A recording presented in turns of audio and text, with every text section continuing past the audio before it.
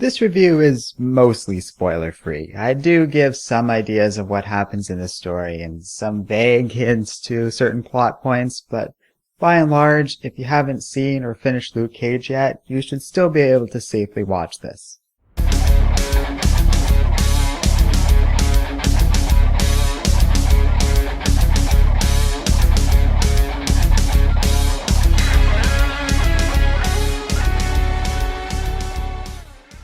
Hello and welcome to Comic Island. My name is Arden, and this is my review of Marvel's Luke Cage.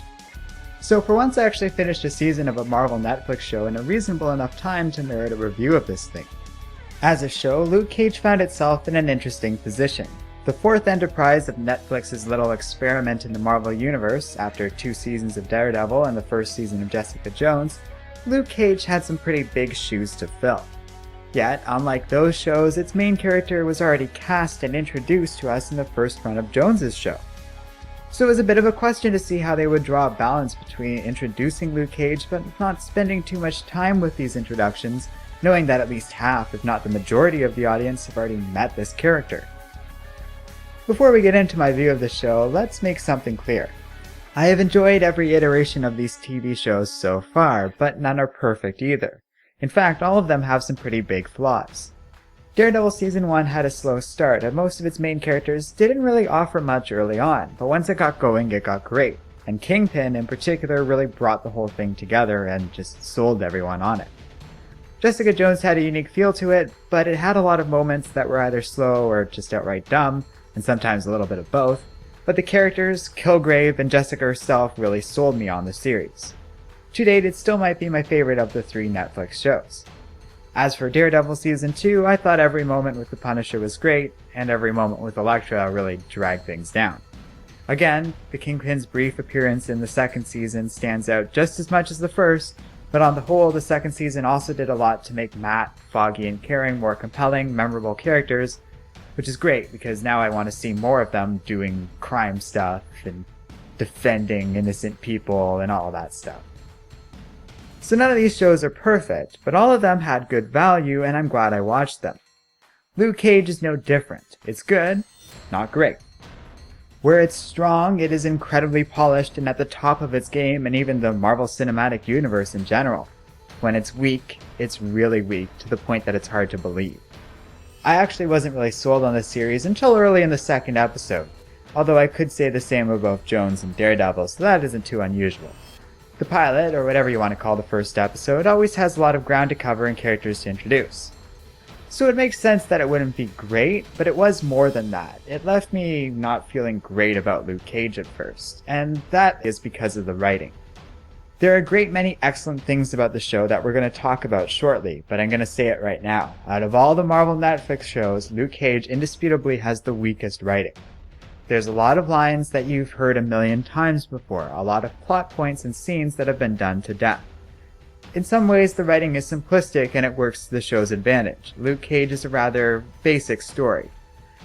It's a tale of Luke coming to terms with himself, a very simple affair about a man accepting his role and place within the community. It's about standing up for what you believe in and refusing to back down to authority figures that might have something to say about that. That's really all that's going on here, so there isn't anything fundamentally sophisticated or nuanced going on in Luke Cage. But that aspect of the show, in my opinion, actually works.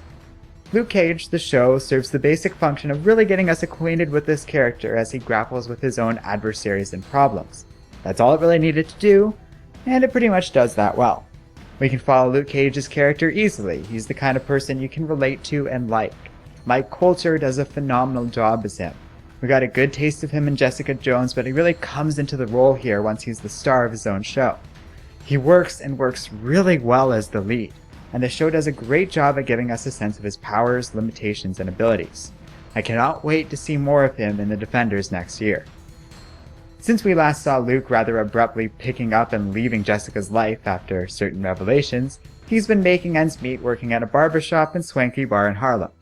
He starts off the show, therefore, at a fairly low point, with little interest in doing much else other than paying bills and keeping his head down. That all changes when certain events out of his control pull him into a greater mob war that he himself becomes the central figure of, and that's pretty much the entire season. Like I said, the show isn't very complicated in its structure, design, or aims. It does have one really good twist that I didn't see coming, but I won't give that away here. But other than that, it basically follows a very simple trajectory. We also get the all-important origin story, then we get the big all is lost moment, and then we see our hero come to terms with his issues. That simplicity is okay, and in fact the show does that well. The problem in the writing is that in between telling this serviceable story is a mountain of sloppily written lines and occasionally whole scenes that are just awkward and off-putting. And though it might sound like I'm being hard on the writing, it is noticeably bad. I say this with some confidence because I'm by far not the only critic and fan who has picked up on this. But I also would argue it's not a deal breaker. The reason for this being that almost everything else the show is doing is spot on perfect. Luke Cage is a great character, but so are every single one of the others.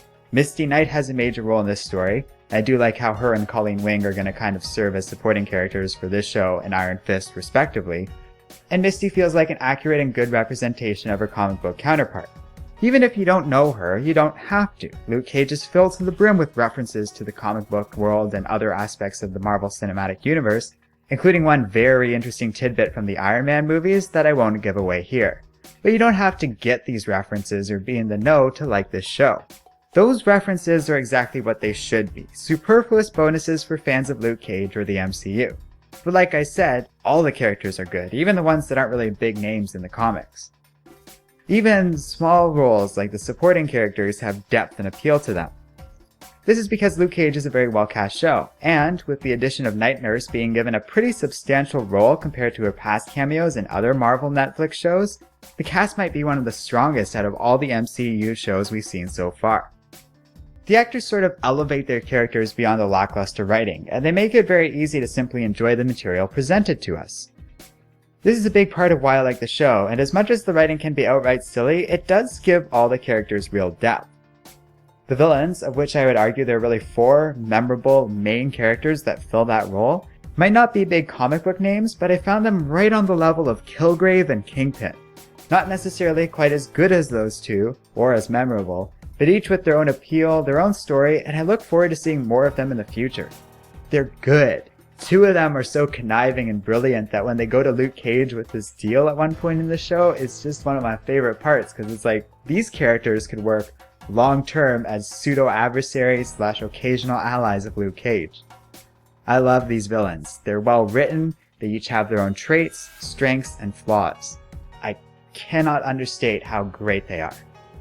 A lot of these characters are archetypes. We have the hero, we have the cop whose only real flaw is that she cares so much, damn it! We have the villain, we have the conflicted villain, we have the very unconflicted, somewhat psychotic villain. We have the feisty romantic interest, and we have the hard-ass police chief. It goes on like this, but, and this part is important, as obvious or dense as the writing can get sometimes, they do make special effort not to make any of these characters complete stereotypes. For example, there's one cop character who is super corrupt and definitely a bad guy, but I also just like him to pieces. He's a good actor, he's funny, and yeah, he might not be a good guy, but I always understand what he's doing and why. That's par for the course for most of these characters. They're archetypes that fit the molding so heavily that the writing sometimes does them a disservice, but the writing's never so bad that it goes overboard, and it still gives them depth, while the performers are just so good they sort of rise above all the cliches. However, as good as the acting and characters are, they're not actually the best part of the show. The absolute best and most jaw-dropping aspect of the series is the music. My god, the show has an incredible soundtrack. The creator of the show, Chio Hodari Coker, clearly has an ear for music. I think part of the reason the characters are so strong when the writing really isn't is Coker's approach to writing them. When making the show, he made mixtapes to correspond with each character. You can kind of see that in the final product. Certain characters have certain types of music affiliated with them, and I think it gave Coker a strong sense of who each character is and what they stand for. He and composers Adrian Young and Ali Shaheed Mohammed deserve so much praise for their work here. Not only does Luke Cage have a great theme song, one that I can just listen to over and over again, but every episode is beautifully framed with both existing and original music. Tons of real musicians and bands have cameos, performing their work in the show's local nightclub set, and a few other places, and the crew really nail it with their choice of music every single time and on every occasion. It's not enough that they just chose great tracks, after all, any show can really do that. It's that the songs always feed into the mood and feel of whatever is happening in the show at the time. The music is so good here, it adds so much to the show. I honestly feel that next to Guardians of the Galaxy, which really used music to effectively tie Peter Quill to his past, as well as give the movie some great tunes and moments, and the Avengers with its iconic, memorable score, Luke Cage has the best soundtrack and music out of all the MCU. If you have an ear for music, or are interested in how music can effectively be used in television, this show is worth watching if for no other reason than to just take in all the great songs and the score. The music also ties really well into the show's tone and style. Where Daredevil is an action-y crime-fighting adventure, Jessica Jones is a modern take on noir detective work, Luke Cage is a weird 1970s black empowerment movement set in contemporary times. From start to finish, the crew of Luke Cage nail that theme and tone and never once deviate from it. That stuff works, and collectively, the music, style, setting, tone, and characters really sell the show. The writing sucks. I cannot understate that, but it also wasn't unbearable. Compared to the world of television, Luke Cage's writing isn't actually that bad. But not bad in the world of Netflix does put it behind most of the other original content they produce. It has tough competition with Daredevil, Jessica Jones, but also other shows like House of Cards, Orange is the New Black, or Stranger Things. And while the writing isn't quite up to snuff with those titles, although I could argue some of those, Luke Cage has plenty to offer that other shows don't. My one complaint is that the show is downright weird when it comes to certain things. Throughout the show, we see a good amount of police brutality, but the reaction to it just seems so alien to me.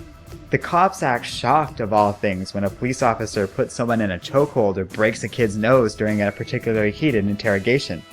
And I'm thinking like, this is Harlem, right? And the NYPD? It just doesn't feel realistic when the cops act like they've never sort of seen this treatment before and that it's the worst thing they've ever seen.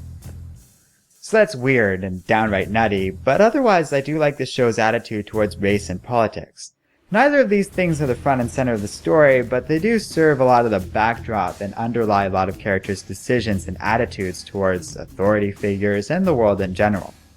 This is, at its core, not a tale about race, but about Luke Cage, who feels less like a black superhero and more like a superhero that happens to be black and happens to live in a black neighborhood.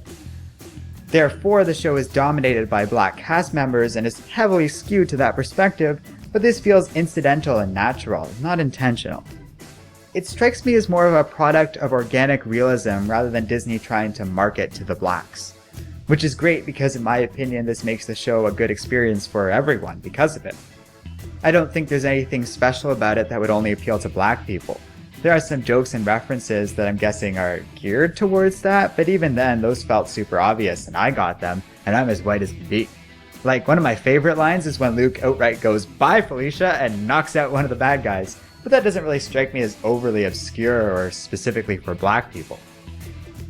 So there you have it. Marvel's Luke Cage is not perfect, nor is it the greatest thing I've ever seen, but I did enjoy it. And much like other Marvel Netflix shows, Luke Cage ends strong and gets you jazzed up for what comes next. 2017 promises to deliver at least 3 more new seasons for the shared universe: Iron Fist, The Defenders, and Jessica Jones Season 2. I'm really looking forward to all of that, really, but mostly the first taste of Iron Fist has me geared up. As good as they were at showing Luke's powers, they aren't very overt or special. He's super strong and can block bullets with his body, so these aren't the sort of special effects that are going to blow your mind. Iron Fist, on the other hand? Well, with Doctor Strange coming out before then, Marvel will be robustly taking the idea of mysticism into their cinematic universe. So I'm really hoping Iron Fist goes full-blown with this stuff. I want to see glowing hands and dragons, crazy kung fu, and all sorts of craziness. And I can't see any way for them to make an Iron Fist show without doing some of this. So there's that, and then with The Defenders, which is going to be awesome, I can't wait for next year. For now, I like and recommend Luke Cage. There aren't a ton of cameos and hints of The Defenders, but we do get a few things along those lines, and what we do get is pretty good.